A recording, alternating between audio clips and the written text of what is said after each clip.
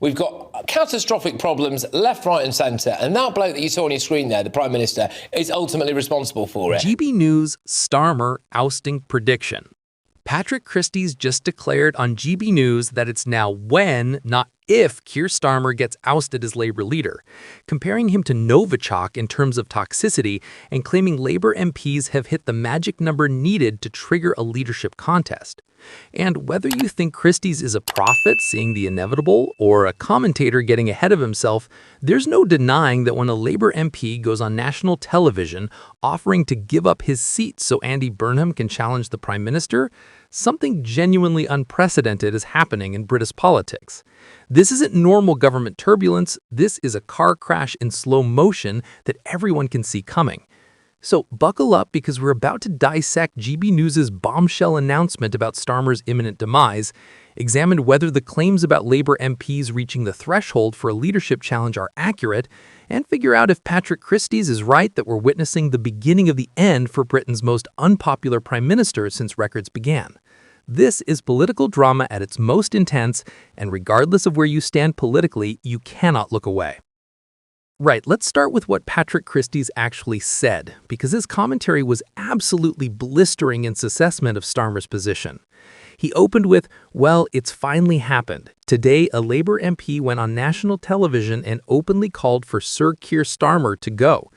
That MP was Clive Lewis, who told BBC Politics Live that he would give up his Norwich South seat to allow Andy Burnham to challenge Starmer, saying country before party, party before personal ambition.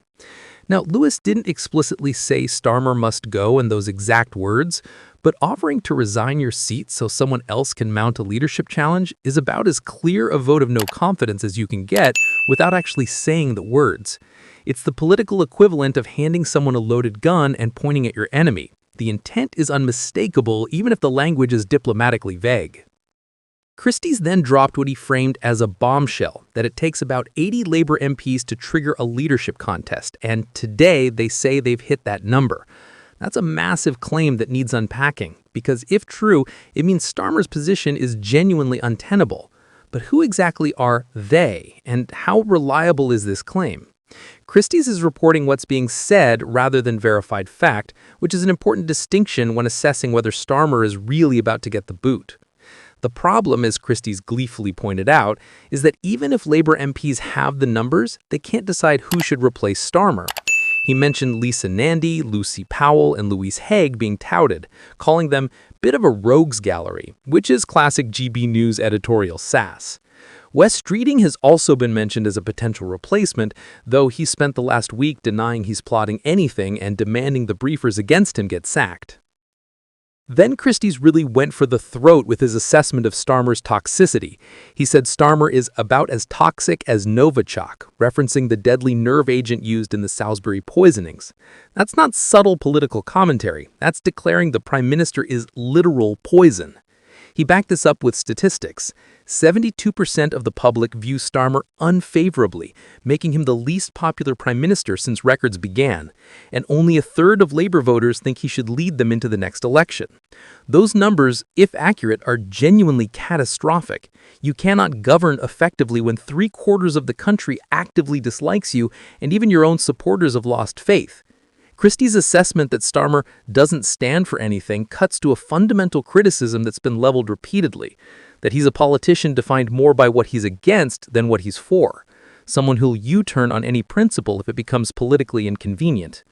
The jab about Starmer being never here and on course for 25 foreign trips this year is interesting because it taps into a perception that he's more interested in international photo ops than fixing domestic problems. Whether 25 foreign trips is excessive for a prime minister is debatable, but the framing is devastating. While Britain burns, Starmer is touring the world pretending to be a statesman. Christys' declaration that "I don't think there's ever been a worse prime minister at a worse time for Britain" is pure opinion rather than verifiable fact. But it's opinion that resonates with a significant chunk of the population who feel Labour has completely failed to deliver on their promises. The timing claim is particularly pointed. Britain faces economic challenges, migration crises, public service failures, and international tensions. And according to Christys, Starmer is uniquely unsuited to handling any of it. The budget timing adds urgency to all of this. Christys noted it's coming next week, and if it goes badly, the pressure on Starmer becomes overwhelming. Budgets can make or break governments, and Rachel Reeves is walking into hers with historically low approval ratings and expectations of tax rises that nobody wants. If that budget lands badly, as most expect it will, the calls for Starmer to go will intensify dramatically. The quip about Starmer moving back into Lord Ollie's penthouse is a reference to the donation scandal that's dogged him for months.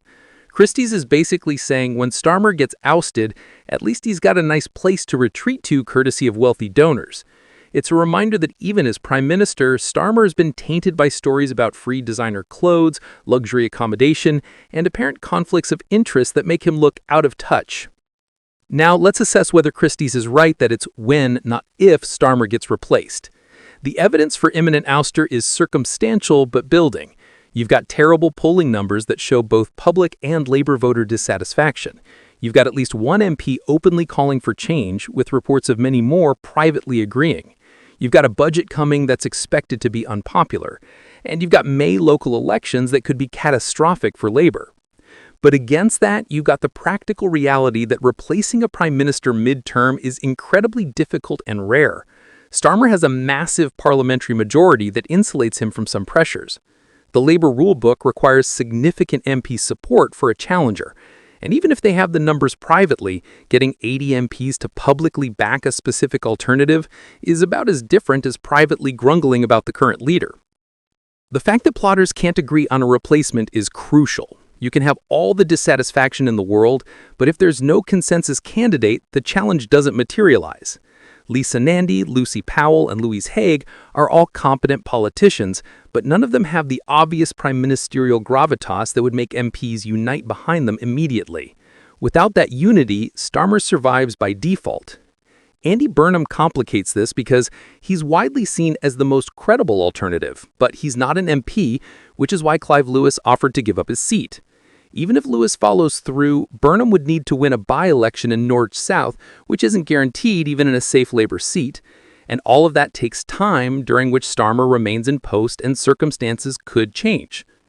Christys' comparison to Novichok, while dramatic, captures something real about how toxic Starmer has become to Labour's electoral prospects. If you're a Labour MP in a marginal seat looking at polling that shows you'll lose to Reform or the Conservatives, you're going to be thinking seriously about whether changing leader might save your career. Self-preservation is a powerful motivator in politics, and if enough MPs decide Starmer is dragging them down, the leadership challenge becomes inevitable.